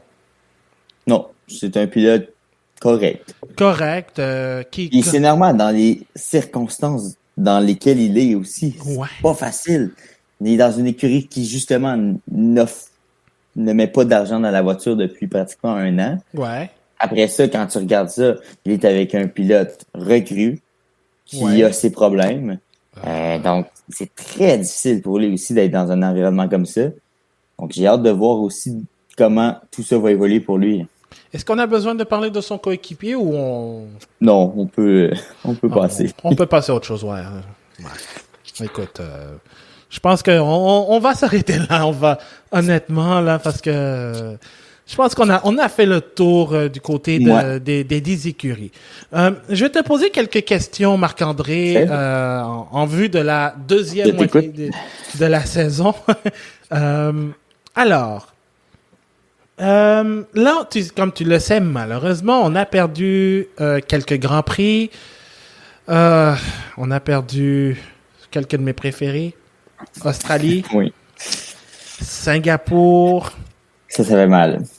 Puis, est-ce que j'ai vraiment besoin d'en parler de notre Grand Prix? J'avais toujours espoir, moi. Écoute. Il y a un trou avec Singapour. Impossible. Un peu de vouloir, là, puis... Mais, écoute, c'est toujours possible. Non, je niaise, mais, la question est, est-ce que dans cette deuxième moitié de saison, on va perdre d'autres grands prix? Parce que je regarde, Ouais, probablement. Si on regarde Abu Dhabi, Abu Dhabi est présentement sur une liste rouge de l'État britannique. Ouais. Qui, hospitalie toutes les écuries pratiquement. Mm-hmm. Donc, c'est clair que si les écuries peuvent pas se rendre à Abu Dhabi, le Grand Prix va être annulé. À part ça, Brésil, il y a de voir. Ça, c'est toujours un des Grands Prix qui était sur la corde raide. Ouais. Donc, oui. on n'est pas à l'abri non plus d'une vague dans un pays. Donc oui, je pense que chaque Grand Prix aujourd'hui sont sur une corde raide pratiquement. Et là, on parle probablement du Japon qui pourrait sauter. Effectivement, en plus. Et en plus qu'on vient de sortir des Olympiques à Tokyo où les cas montent malheureusement. Malgré le fait que les Jeux se soient tenus. La Turquie, de ce que j'ai lu, ce n'est pas sûr que la course aura lieu, mais ça, on n'est pas encore sûr. Donc, peut-être qu'on pourrait perdre des courses, mais à l'inverse, il y a toujours des plans B. Il y a toujours des plans B. Circuit des Amériques. Écoute, un Grand Prix du Texas, peut-être. Ou même le Qatar. Le Qatar qui accueille présentement des courses de MotoGP. Ce serait proposé pour non seulement remplacer le Grand Prix d'Australie, être une option, mais peut-être même devenir une course permanente au cours des 10 prochaines années, à l'exception de 2022 à cause de leur Coupe du Monde corrompue. Je veux dire de leur Coupe du Monde de la FIFA. Mais sinon... J'ai rien dit, ça va être coupé au montage. Mais évidemment, comme tu l'as dit, on n'est pas à l'abri. Mais j'ai peur que Japon, Brésil, puis à la limite même le Mexique puisse être sauté. Mais je le souhaite vraiment pas parce que ce sont des grands prix qui sont intéressants. Exact. On verra. Est-ce que tu crois que parce que là on a eu la course sprint numéro 1, il va y avoir la course sprint numéro 2 en Italie, c'est confirmé. Et probablement la course sprint numéro 3 devrait être au Brésil. Est-ce que tu crois que la deuxième qualification sprint sera meilleure que la première? Je pense que oui, parce que les pilotes vont connaître un peu. Tu sais, ils étaient dans l'inconnu la première fois. Là, ils vont connaître un peu le principe. Ils vont savoir comment pousser à une limite. Ils se sont sûrement mis une limite également, tu sais, de se dire, OK, là, on a poussé peut-être un peu trop pour Perez. Mais oui, je pense que ça va être aussi intéressant parce qu'il y a une valeur quand même assez... J'aime pas avec mon chat. Il y a quand même une valeur importante avec ce format. Parce que effectivement, tu peux gagner 3 points si tu gagnes la course. Bon, c'est pas tout le monde qui peut gagner cette course-là, effectivement. Tu vas me dire. Mais quand même, il y a quelque chose à gagner. Et je pense que les pilotes vont vouloir le gagner, justement. Ouais, exactement. À moins que... tiens, justement... Il y a un site de statistiques qui s'appelle Forex, auquel je me suis abonné il y a quelques années et que j'adore, qui montre aussi en fait, les courses qui se sont produites tour par tour. Je vais aller te chercher ça pendant que je parle, mais normalement, il te donne le résultat des courses après un tel nombre de tours. Et je te dis, si jamais on avait eu le Grand Prix de Hongrie fou comme celui qu'on aurait là, et que c'était une course sprint, mon Dieu, ça aurait été quelque chose. Attends, lap position, voilà. Non, ce n'est pas ça. Histoire de la course, ce n'est pas ça non plus. Classification at lap. Donc, par exemple, je te dirais, ça c'est une course sprint, mais tu vois dans le concept où, par exemple, si le Grand Prix de Hongrie en tant que tel, les 100 km du Grand Prix de Hongrie avaient été celle-là, on aurait eu un résultat fou. Donc, on aurait eu 23 tours de sprint à Budapest. Esteban, donc, techniquement, si avec Sébastien Vettel qui est disqualifié, on aurait eu Ocon, Carlos Sainz Jr. et Nicolas Latifi comme top 3. Tu vois, il y a quelque chose à gagner, là. Ouais, donc tu vois, si jamais, évidemment, ça prend des accidents, bien sûr, au départ, là. Ce qu'on souhaite pas, évidemment, mais... Non. Il y a toujours place à des intempéries, puis c'est ça qui pourrait épicer un peu la qualification sprint. Oui, effectivement. Tout peut arriver dans une course sprint, puis c'est pour ça que j'aime autant ça. Ouais, exactement. Autre question. À partir de quel Grand Prix on va annoncer la signature de George Russell chez Mercedes? Si ça devait arriver.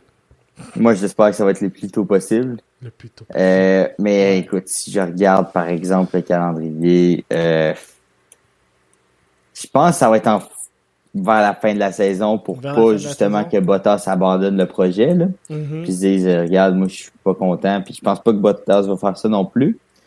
Mais écoute, Grand Prix du Mexique, peut-être? Ouais, ce serait logique.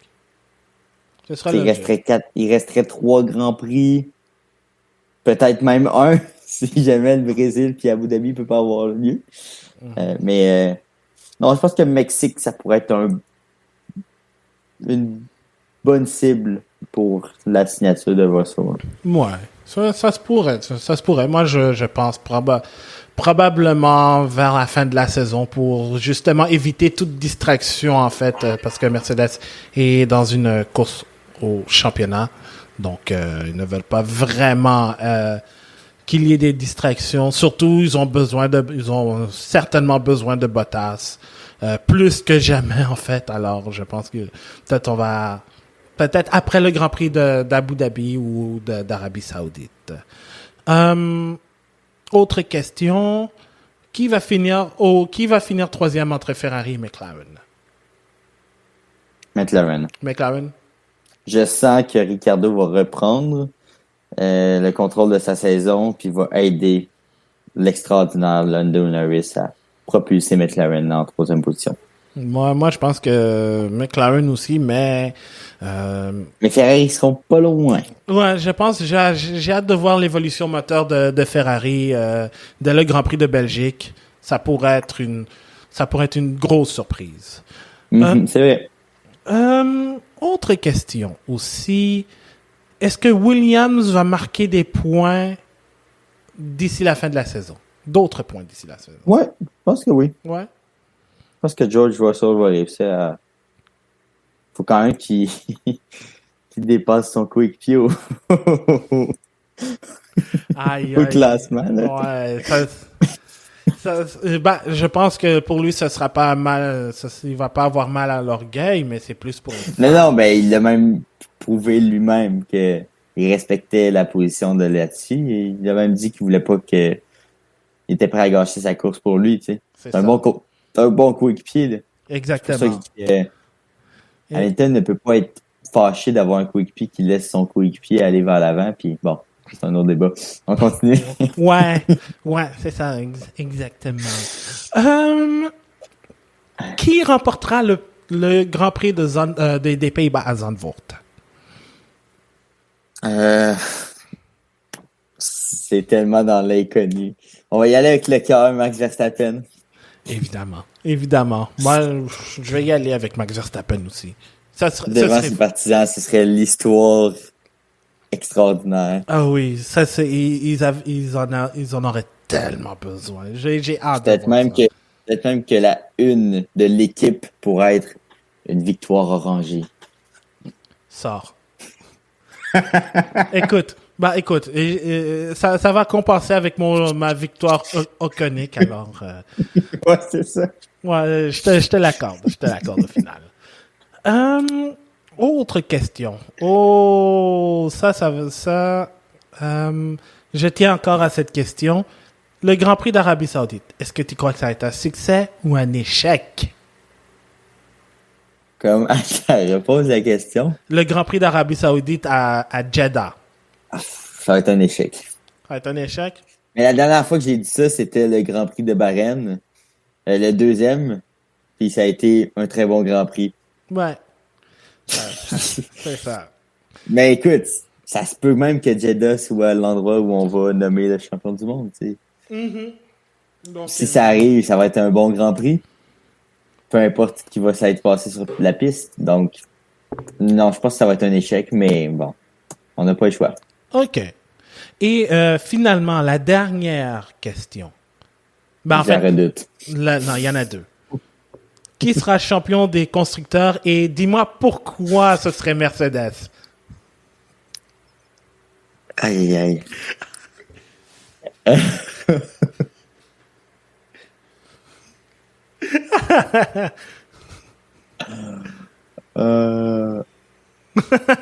En début de saison, j'avais donné ça à Mercedes parce que Bottas allait donner son 110% et allait permettre à cette équipe de gagner. Aujourd'hui, je suis moins convaincu, mais je crois que Red Bull va sortir gagnant. OK, donc tu crois que ce sera Red Bull. Je crois que Perez va avoir le dessus sur Bottas. C'est un feeling. OK. Oups. Aïe. Ça, c'est une... Tu vois? Bonne réponse. Ouais, bonne réponse. Aïe, aïe. Euh, moi, je pense que Mercedes va quand même garder son titre de champion des constructeurs parce que j'ai l'impression que cette écurie, parfois, elle a tendance parfois à performer, mais un peu à se chercher en même temps. Puis quand elle amène du développement sur sa voiture, des mises à jour, celle-là, elle devient un peu plus clutch. C'est sûr qu'on attend les performances de Bottas, et Mercedes en a vraiment besoin, mais je pense que Mercedes va être quand même capable de garder le championnat. Mais enfin, on verra. Puis ça dépend également à quel point ils vont être agressifs d'un côté comme de l'autre. Ouais. On sait... Là, il y a eu des nouvelles pièces, il va y en avoir d'autres. Mm-hmm. On ne sait pas. C'est ça aussi la guerre entre les deux écuries. C'est à l'interne. Personne ne sait ce que l'autre fait. C'est ça qui est tellement intéressant cette année. Exactement. Donc, ça va être quelque chose. Et finalement, la dernière question. Qui sera champion des pilotes? Et dis-moi pourquoi ce sera Lewis Hamilton. Je garde ma position. En début d'année, j'avais dit que Max Verstappen allait être un champion du monde. Et cette année, il ne le perdra pas. Malgré quelques petits coups de cochon par-ci, par-là, il va réussir à gagner cette course. Et mon cœur le dit, et ma pensée, ma tête le dit aussi, parce que, écoute, je vois difficilement, je ne dis pas pourquoi, j'ai le feeling que je vois difficilement Max Verstappen perdre le contrôle comme Vettel le fait. Non, ça me surprendrait. Il y a un moment où je pense que Max Verstappen va réussir à rentrer dans la tête d'Hamilton. J'ai ce feeling-là. J'ai hâte de voir. Ouais, moi, je vais pas répondre à ça parce que c'est tellement serré. Parce que, oui, d'un côté, je veux voir Hamilton pour le côté historique.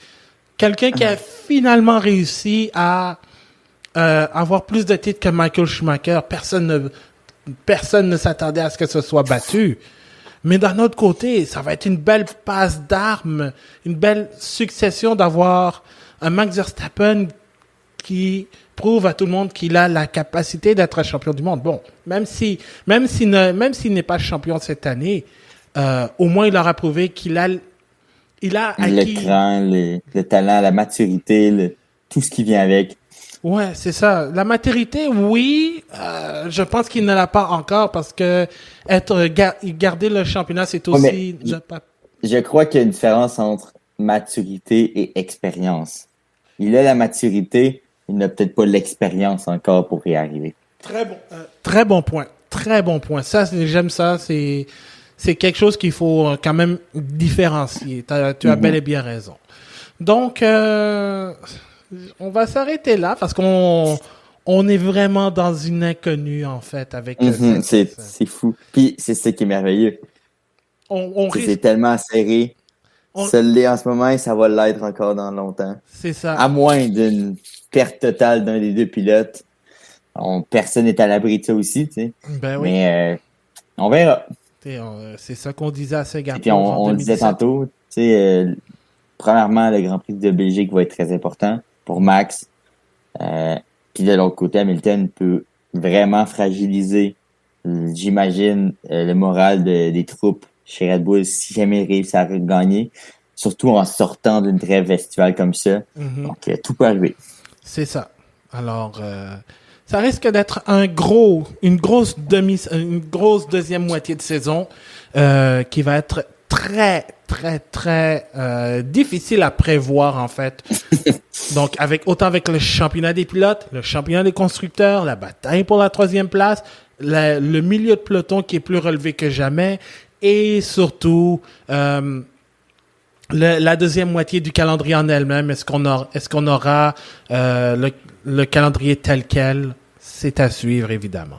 Donc, c'est ce qui complète cette revue de mi-saison du Bulletin GP. Pour ceux qui sont au Québec, qui nous écoutent et qui sont au Québec, il y a un groupe Facebook qui s'appelle F1 Québec. Vous pouvez vous abonner, c'est libre et c'est vraiment un très bon groupe. Je me suis joint il y a quoi, 1 ou 2 mois à peu près, puis j'adore les conversations qui se donnent, c'est dans le respect. Tout le monde discute. C'est vraiment exceptionnel. Marc-André, Anna Maria et moi, on est là aussi. Alors, j'ai l'habitude. Je pense depuis quelque temps, j'ai pris l'habitude aussi d'envoyer quelques liens pour des discussions aussi. Mais en général, les modérateurs qui sont là, Julien, François, qui sont là aussi, font du travail exceptionnel pour garder les discussions dans le respect aussi. Alors, allez vous abonner. On va mettre ça sur le lien de notre site bulletingp.com. Ça s'appelle F1 Québec. Alors, si vous êtes au Québec et vous voulez converser avec vos compatriotes et nous aussi, on est là. Donc, on va mettre le lien sur notre site bulletingp.com et sur la page du podcast aussi. Alors, et aussi, on est, nous en tant que tel, le Bulletin GP, on est disponible sur toutes les plateformes de podcasts préférées, Spotify, Apple Podcasts, Google Podcasts, Stitcher et autres. Et on est aussi disponible sur Facebook, Twitter et Instagram. Et les épisodes de podcast sont disponibles à chaque semaine, à l'exception de la semaine prochaine parce qu'on va prendre une pause. Et je vous annonce aussi le retour d'un autre podcast que je n'avais pas fait depuis un bout. Ça va faire presque 1 an. Ça s'appelle Histoire de Formule 1. Exactement. Yeah. Je vous dis pas le sujet, c'est une surprise, mais je devrais sortir ça d'ici la semaine prochaine à la même date qu'on fait le podcast, mais la balado va revenir dans 2 semaines. Les premiers points de Latifi, peut-être? Non, ben écoute, okay. Écoute, l'indice, tu viens de donner l'indice sans lien avec le Canada. Bravo, merci. Ah, bon. Sans lien avec le Canada. C'est tout. Alors, merci beaucoup d'avoir été là, Marc-André.